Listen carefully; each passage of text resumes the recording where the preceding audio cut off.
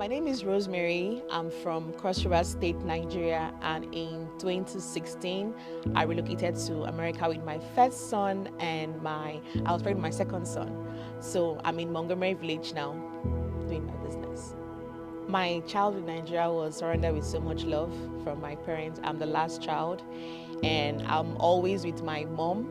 Wherever she's going to, we go to church together and we do stuff together. She was a fashion designer, so most times I'm always around her when she's sewing, and that was how I developed my passion for fashion. So what really inspired me to be a fashion designer was that I was into fashion. Like, I had a boutique in Calabar, and I always wanted to have my own label, but I didn't know how I was gonna, get into that because I wasn't sewing.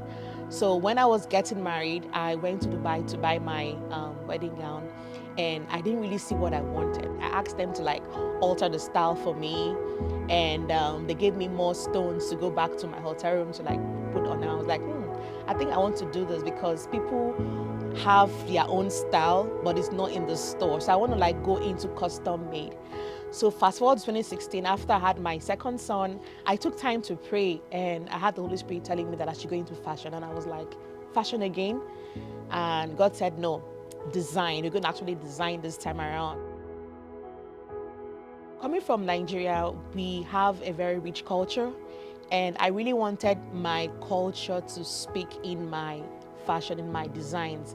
I knew that we had people here that love the African fabric, the African designs, and I really wanted to incorporate that into my fashion design. The early days of Teddy's Afrique was very challenging because I found out that people were actually trusting in my designs than me trusting in myself, because I felt this is happening so fast.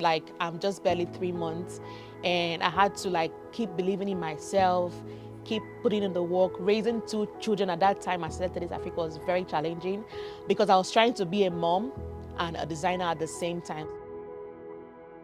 I felt out of place because I didn't know a lot of people. I didn't know how I was going to start relying on close family and friends to start my business. I felt people are not going to really find me or see me because most people around me were like, oh, Rosemary, I make my clothes, I make my designs from back home. I don't think so. I was like, okay, Rosemary, are you sure this is something I want to do? And I had to just keep going. Okay, so when I was going into this fashion, one thing the Holy Spirit laid in my heart was that I'm going to be working with women. It's not just about the fashion. I'm going to be doing stuff with women, and that has really, really played a significant role in my life because I find myself working with different kind of women. They have their personal issues. So I don't see it as sewing, just making designs. I see myself connecting with my clients. I see my business impacting people. People that have challenges. I've prayed with clients, I've fasted with clients. So it's more than sewing, it's more than a business for me. I see it as a ministry. I see this as something that God really wants me to do, not just to make women look good on the outside, but also make them look good on the inside, feel good on the inside as well. Over the years, especially during the COVID period, we were privileged to work with the biggest Black-owned broadcasting corporation in the United States, and we made over 2,000 face masks for all their channels in the United States. So that was our biggest clients during the COVID period. I've also been privileged to work with a client that is in partnership with John Legend. We flew to Boston to style this client, and I was also privileged to actually watch John Legend performing live in Boston. I've also had the privilege to design a dress for Miss America Rhode Island when she came to DC to celebrate the Cancer Month for Children. My very first recognition was from Target. Target wanted to impact into Black women business owners, and they wanted about 150 of us.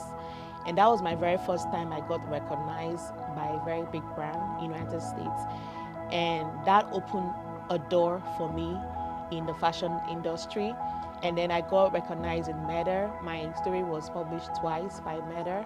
And in 2022, I was invited for the first time to DC to speak with Senator Ben Cardin. And in 2025, May, I was also invited for the second time. The moment I felt I'm walking in my purpose was actually this year.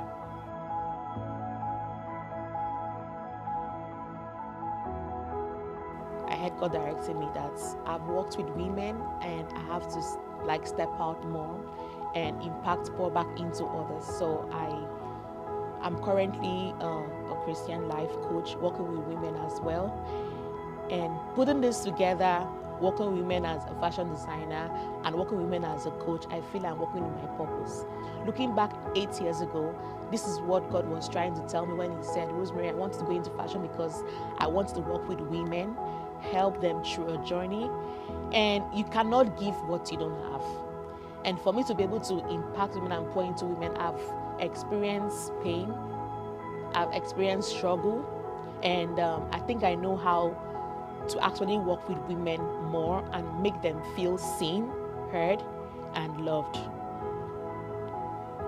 Okay, so August 2024, I wrote a proposal to Montgomery County offering them sewing skill as something that they should offer to the community. They liked my idea, liked my proposal, and I was given a contract for 3 years to teach the community how to sew, starting with the seniors. And it's been very, very interesting. They love the classes. They look forward to the classes. It's fun for them.